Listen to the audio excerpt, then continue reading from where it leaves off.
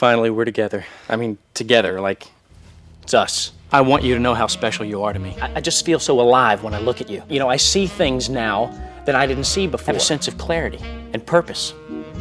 It's like destiny, you know? I feel like I'm the one that's discovered beautiful and perfection. I want to climb to the top of Everest and say, I know what beauty is! I am in love with the Vizio! Vizio. So the new Gears maps are way better than the new Halo 2 maps. I wouldn't know. Well, No? I brought my hard drive today. Stop I've it. downloaded and paid for the maps. Stop it. That's why I have your copy of Gears of War. We gotta keep that laid home, friend. I'm getting in a rhythm. And then I'm soon doing Halo my- 3 beta doing will my be out. We'll Halo. have that sooner than you know, friend. I know. You know what Gears doesn't have? Bubble shield. You know what Halo doesn't have? Cover, like the most basic thing that anyone would Yeah, use you in run combat. behind shit. Whatever. Yeah, and you Yeah, jump. I don't. Right, Yep. because like people in real life on battlefields just jumping all I would. around. They I are would. when they are a magnificent master chief. And I would jump into a man cannon. Let's get out of here. Yes. Yeah. How many times did you play Garden last night? That's all I played last night. I'm trying to master like all the maps. Oh, have you been sniping through the gas area? You know, like I can turn off the knobs. Yeah. And so I turn them off and then run back and grab the sniper and just try to snipe from that back area. Have you hearing this? You hearing how awesome it is? Ignore it. You're a fan of the Living in sniper. pain right You now. guys and your 'Cause I just wanna macho play. gear bullshit. Jason, you want to start a Gears of War team so that like they can have their little Halo team, but then we'll like have a Gears Yeah, that team. game you know? sucks, dude. We should start our own team. Gears, dude.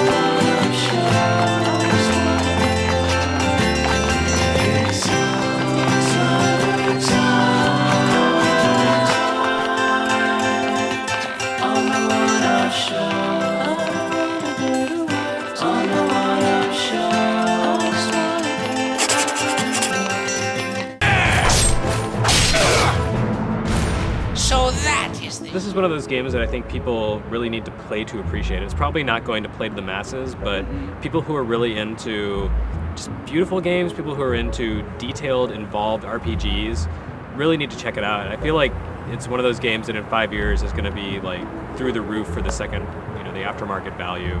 Yeah, I think this game is like, if you like Streets of Rage, if you're like one of those guys that just likes to beat 'em up, I think like this game, because to me this is like, it's almost like a Final Fight or Streets of Rage with like cutesy role-playing game characters. Because it's like you go around and just beat up dudes.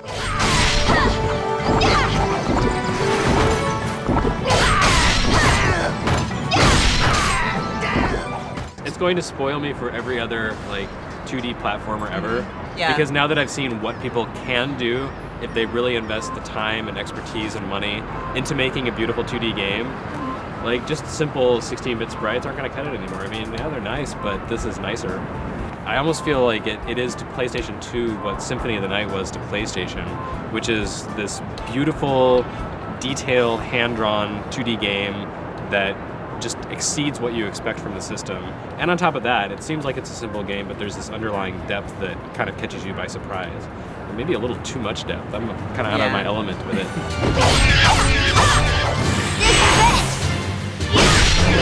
I noticed the music is by Hitoshi Sakimoto, who did the Vagrant Story soundtrack, and once I made that kind of mental connection, I realized this game really does remind me a bit of Vagrant Story, where you spend a lot of time crafting things, you spend a lot of time worrying about things that aren't really part of the main battle, and that's how you become stronger, by refining and perfecting these things. And the whole point of this game is to really not think about so much attacking. It's like, it's all about cooking and feeding yourself.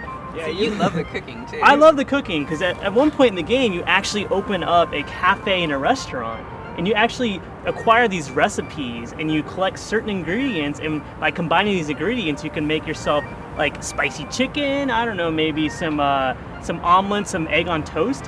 And a lot of these things you only eat in the restaurant because all they do is they give you a crap load of experience. We can also get some, like I got this like awesome praline chocolate that I like got to bring out in the battlefield, and it was like super yummy. I was eating that shit. I was like all making myself like, I was like increasing my health and increasing my experience. You've gotten to the second character, and there's Yes. altogether, I think, 5 characters. Yeah, I'm that not you sure. get to play, and the stories kind of Yeah, overlap. they kind of do intertwine. Like, a Like, Pulp Fiction thing. for instance, like so when you start with the second character, you're actually beginning the game before the events of the Gwendolyn stage, which is like the first character you play as. And so you actually get to see kind of like what's happening in the world at the same time as Gwendolyn, but like in different points. And so like right now, I think I'm about to the point where Gwendolyn starts in the first game, but I'm still like following the events of the second character.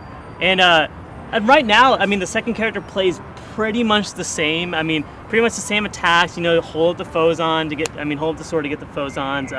But still, like, it's still fun though, because the whole aspect of making all these foods and like the alchemy and like going to the restaurants, it's very addictive. Right. It strikes me as being one of those really involved games like Final Fantasy Tactics, where you get like halfway into the first chapter and you realize, man, okay, I finally get this game and everything I've done until now has been completely wrong. So you just kind of want to start over, and then you play it again, and it just all falls together, and it's it just works for you. I have a report, Your Highness. The Aesir have launched an all-out assault. They are... The guy who directed this game was actually, he worked on like Street Fighter and Saturday Night Slam Masters, so you can tell that this guy has a love for 2D. And this is one of those games where I'm praying that it sells enough or somehow they can get funding to make a PS3 game where there could be no load times and no slowdown. Yeah. Because there's one boss I fought and it was like slow down the entire battle. It's like you entered the Matrix sometimes when you like hit multiple dudes and it's just like Yeah, the whole boss battle was like Into the Matrix ×3. It was terrible. Yeah, and the load times, I don't know if this will be different, like, because we have like early builds here, but like for the restaurant, like the load times for the restaurant were making me insane. Yeah, they're really bad. It's out in like 2 or 3 weeks, so it's probably pretty close to final. Yeah. But, you know, little hiccups like that, I guess, are to be expected when a game pushes a system like this. And it's kind of weird because you wouldn't think a 2D game would push the PlayStation 2. But it's But nice it to really see. does. There's just so There's much on the so screen. there's so much detail in this game. Like I just said a few things, but the amount of detail in like the backgrounds, like the way the characters move, the way they animate, how big these sprites are. These sprites are massive. They're huge. Yeah, the bosses will take up like the entire screen. Yes. Like top to bottom. Yeah. On a good TV, it looks like a 360 game. It's just, I it think looks better than anything I've played on Xbox Live Arcade, any of the original games. I'll go None as of them far as to say compare. that it's one of the best looking games I played on any system now currently. Like I think it looks really better is. than like most 360 and PS3 Well, it's all games. about the art design. It's not Yeah. about like Yeah, but some of the- polygons or whatever. It's just Yeah. about how cohesive the design is and how much effort they put into it. How much, you know, just the labor of love. With the advent of 3D, like everybody kind of said, oh, 2D is last gen, 2D, let's get away from this.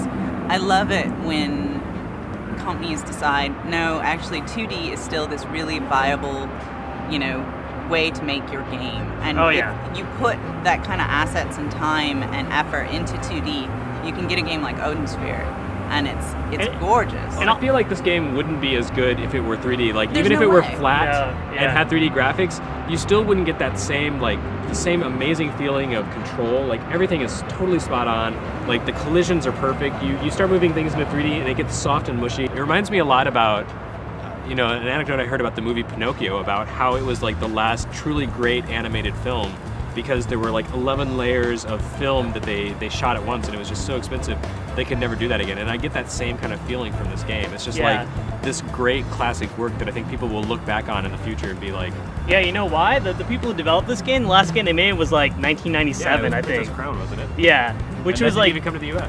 exactly. But and it was the same kind of game. It was the same kind of game, but it's the reason why this game is so great is like you said, it's a labor of love. These guys have probably been working on this game for years now, like almost a decade, and so and it shows.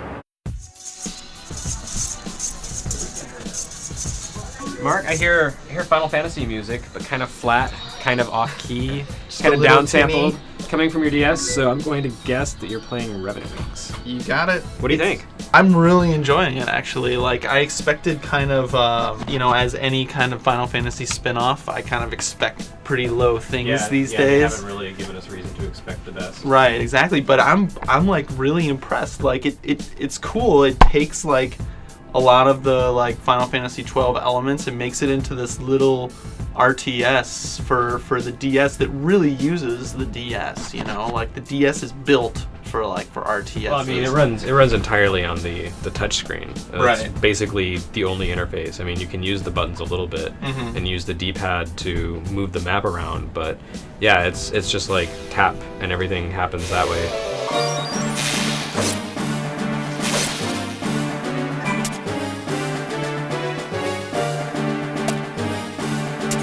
Yeah, I love how it takes those elements, like all the different ways that you can use the DS to control your units. You can make a little box around them and just move them that way. You can use the buttons limitedly to either cycle through your leader. You have like anywhere from like 2 to 4 different leaders in any combat, and you can move them and just their units, or you can choose them from the top of the board, pull down. You can do a lot. It's absolutely exactly like Heroes of Mana, which is also by Square Enix, also coming for DS a little before. But Heroes of Mana actually lets you draw like circles and odd shapes so that you can pull, kind of groups that aren't together into a single area. I did have a similar problem. Like you can, summon your units from these different like little generators that you take over. But I had to group my units with a leader so that I could move them efficiently. Like I had the heal unit, and instead of being able to mix, healers with combat, I had to just make, okay, this person, all of their units are heal, because it's not easy just to choose a bunch of units. Like Right. you group people in on accident. It's also hard to separate just the units from the It leader. really is. That's a real complaint I have, is that when I'm sending out a melee group and then there's a healer caught in the middle of it, and you can't get the healer out, the healer's going to get totally creamed as soon as it goes into combat. Exactly. So it's a little bit frustrating. I guess part of me really wanted this to be more like Final Fantasy 12, where it would be a smaller group with more complicated gambits.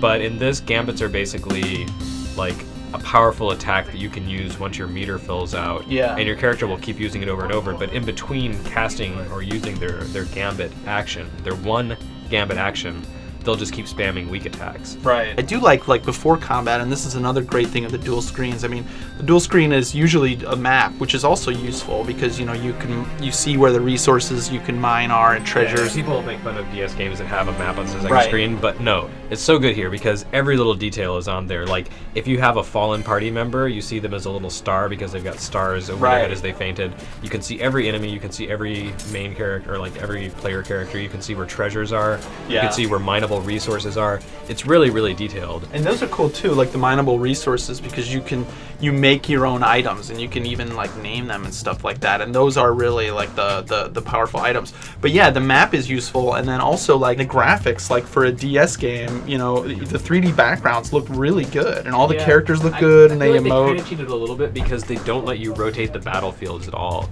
and I think that's a big flaw. There have been a couple times actually where something was right in the way. There's like in one of the battles that I was just talking about, there's an archway, and Yeah. it's really huge. And I know exact one you're talking about. my characters got into the thick of things with enemies while they were all obscured behind the arch. I was like, all right, I guess I'll just see who wins, and whoever lives at the end of it, I guess that's the victor. 4 people came in for the archway and 3 people came out the other so side. they give you this fixed camera angle so things can look really good, but I feel like that kind of is a detrimental element to the gameplay. Yeah, and that's But the one sprites look time. really good too. Yeah. The sprites are like, they're tiny, but they're detailed, and you can tell at a glance who everyone is. Even in the cutscenes, they're like emoting with these tiny little like 2 pixels. It reminds me of like Final Fantasy Tactics, where they were very expressive even though they were tiny and kind of super cute. Yeah, I'm definitely into it, but I don't know. I mean, it's gonna be a while before we get it here, right? It's not coming this year, which, I mean, Final Fantasy 12 took about 6 months to make it here, and this game does not have anywhere near the depth and story and text as Final Fantasy 12. Like, that game was just full of text that they had to translate. Yeah. This, not so much. I mean, there's story to it. There's, some stuff to deal with in the between battle scenes, but Right, yeah, it doesn't seem it like... seems like, this would be a surefire winner this Christmas if they released it this fall, but maybe not. Tell me again why you didn't come with us. I was ill like a science lesson. I wanted to rock that show, but I was at home with a sinus infection. Aw. No, I don't even remember, man. The thing is, I needed to be there. Now I need to pick your brain, see what I missed out on. It's different. No grenades. Yeah. I don't know, man. That's like telling like a Forza fan there's like no wheels or something.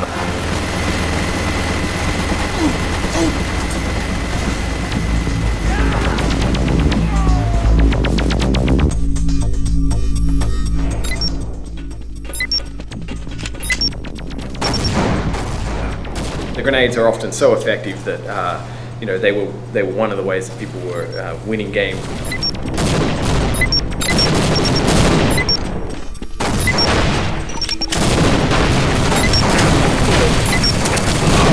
We want much more sharp lines between classes. We want those experiences between classes to be much more divergent. One of the secondary reasons were they were the largest source of spam in the game. We don't like spam for a variety of reasons. We don't think it's not terribly skill-based, and it's also very confusing to new players usually in that they die and they're not really sure exactly what killed them. So that's why we removed it. And of course, one of the things we have to do as designers is to make sure that we haven't hurt our game. Grenades are huge. I mean, they were like the scourge of the game. They were its Achilles heel, but they were also one of the things that differentiated gameplay in that more than anything. And it was all about the secondary grenades. You know, the classic you've heard me ramble about all the time. Can I do concussion jumps? Can I conk jump?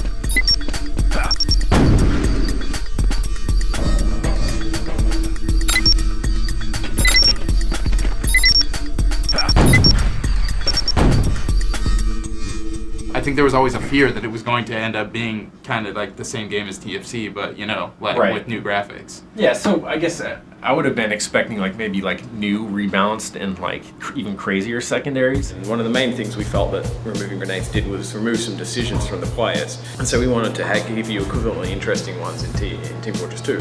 One of the main ways we did that was to take hold of the secondary weapons that every class has that in TFC were kind of afterthoughts and solve some specific problem that the primary weapon doesn't solve. So for example, whether you're a soldier who's dealing with someone at distance dodging your rockets really easily, or a pirate who's such an incredibly short-range class with a flamethrower and can't hit anyone at some distance, switching to his shotgun because he needs to use that. So we've tried to really make those more interesting decisions to make up for that loss of grenades.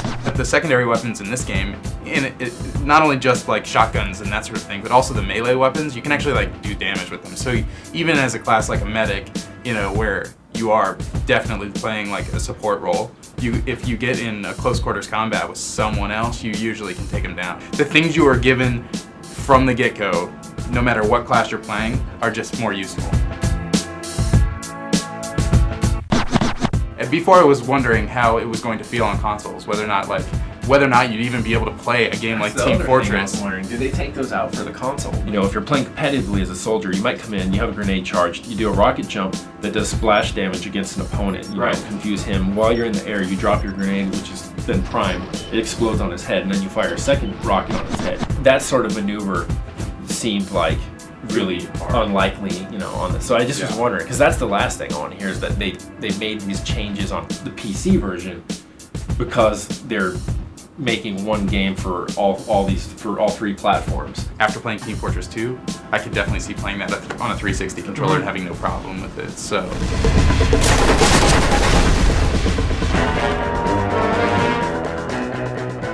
We think of roles first and experiences first, and we get to sort of class embodiments of that later. For example, the scout who used to have a role of being the sort of guy who ran away from combat a lot and sort of avoided combat.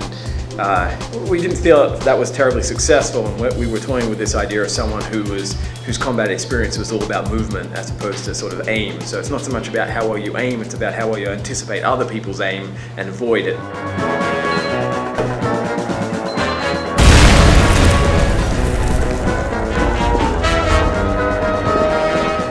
Multiplayer is a constant battle of balancing, especially when you have 9 different classes and they all have different capabilities, and they're very analog.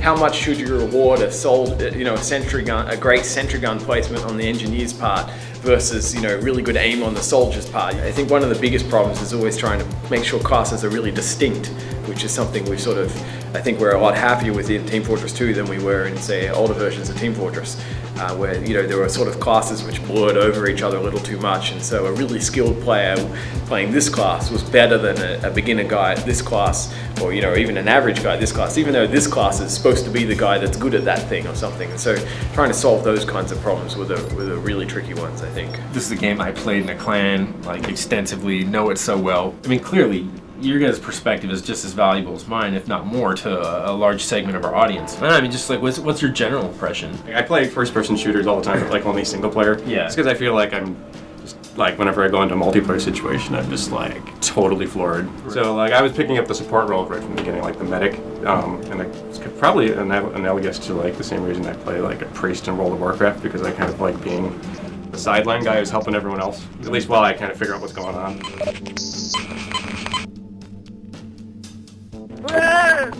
We've always been unhappy with medics in our FPSs in the past. You know, like building a good support class that people want to play is a real challenge, where you can feel valuable, but at the same time, you know, you shouldn't have to give up some part of your fun because you know that, you know, it will be valuable for the team. You should play a medic because it's more fun to play a medic than, you know, some other class.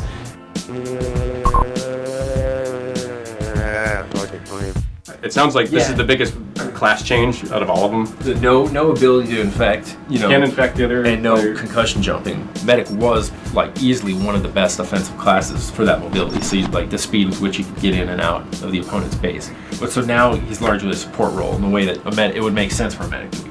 We were expecting and deliberately designed, you know, a set of skills into the medics so that there would be good and bad medics, because you know, you need, part of playing a class is realizing that there's a skill curve and that it gets deeper the more you play. You recognize more things you can do that are of use. But something we weren't expecting was that there was such a significant skill to being a good medic target. And so within the company, with over all the sort of months of playtesting we've done, there's been these certain people who have shown up that all the medics really like them because they really know how to work well with a medic. They know how to sort of keep one eye on their medic and keep him alive. When they're going through around corners, they try and keep a wide berth so the medic can keep their beam on them the whole way, and all these kinds of little subtle movement things about keeping your medic alive. I spent most of my time like crouched behind a rock when there's a heavy, you know, turn shit up over there, and just with my linked heal gun healing him. And then eventually, as you heal, this bar fills up, and then you're both invincible, so you can start making a push across the field. How do you get like 10 guys to act like a team? And they've never met each other. Some subset of them have voice communication, maybe even none of them, and they're expected to somehow like work together in a great coordinated thing. And of course, as we find through years of experience on DOD and CS and TFC, is that, hey, this is really freaking hard. We said, all right, well, can we deliver a really, really good experience between two guys? Can we make two people feel like they're incredibly connected? That, like, you know, if they could talk to just each other and they were all working together, or the pair of them were just working together, could we deliver on a really good experience there, as opposed to delivering, you know, an okay team experience to everyone? And so that's sort of like what started the medic sort of mechanic.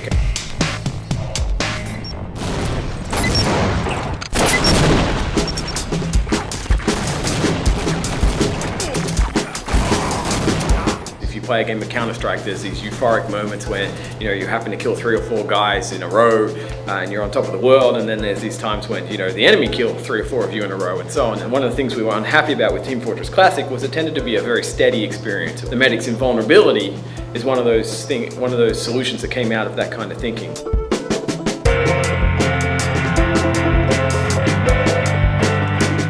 In our single player games, we found that pacing is really important, like giving people moments of rest and building up to crescendo and having these really, really tense moments that you overcome, and you have this great feeling of satisfaction. And it's basically the multiplayer kind of way of handling that kind of same scenario as far as building some pacing into the game.